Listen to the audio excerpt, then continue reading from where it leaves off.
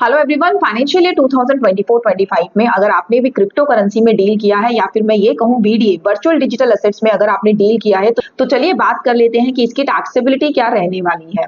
तो सबसे पहले मैं आपको बता देती हूँ कि क्रिप्टो पे होने वाले प्रॉफिट पर आपको देना होता है flat 30% tax plus 4% health and education cess. इस टैक्स के अगेंस्ट ना तो आप कोई डिडक्शन को अवेल कर सकते हैं, ना स्लैब रेट का बेनिफिट ले सकते हैं, ना ही 87A की रिबेट को क्लेम कर सकते हैं। इस पे आपको फ्लैट 30 प्लस 4% टैक्स पे करना ही होता है। नंबर 2, जब आप क्रिप्टो में डील करते हैं ऑन एवरी सेल ट्रांजैक्शन जो आपका बायर होता है उसको डिडक्ट करना होता है 1% टीडीएस। ये आपका डिडक्ट होता है अगर फुल फाइनेंशियल ईयर में आपकी जो ट्रांजैक्शन है वो 50,000 से ज्यादा है या फिर 10,000 से ज्यादा है in case of specified person. Number 3, जो कि एक इंपॉर्टेंट पॉइंट है कि क्रिप्टो पे जब आपको लॉस हो रहा है तो आप उस लॉस को ना तो किसी इनकम के साथ सेट ऑफ कर सकते हैं और ना ही फ्यूचर ईयर्स के लिए कैरी फॉरवर्ड कर सकते हैं।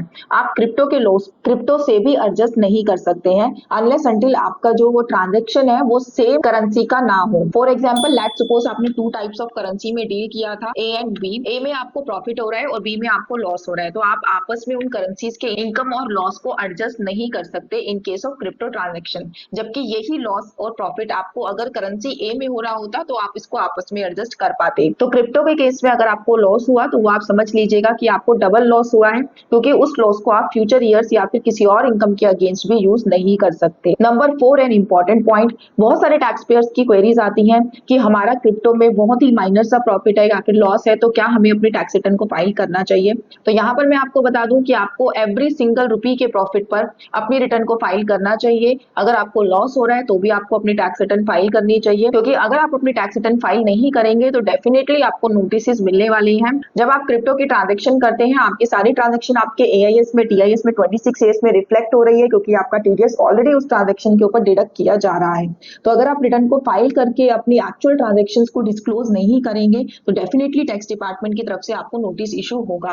लास्ट ईयर फाइनेंशियल ईयर 2023-24 की जब टैक्स रिटर्न्स फाइल हुई थी उस टाइम पर भी जिन लोगों ने भी अपनी क्रिप्टो की इनकम को डिस्क्लोज नहीं किया था या फिर टैक्स रिटर्न्स फाइल नहीं की थी, सभी को ही डिपार्टमेंट की तरफ से नोटिस रिसीव हुए थे।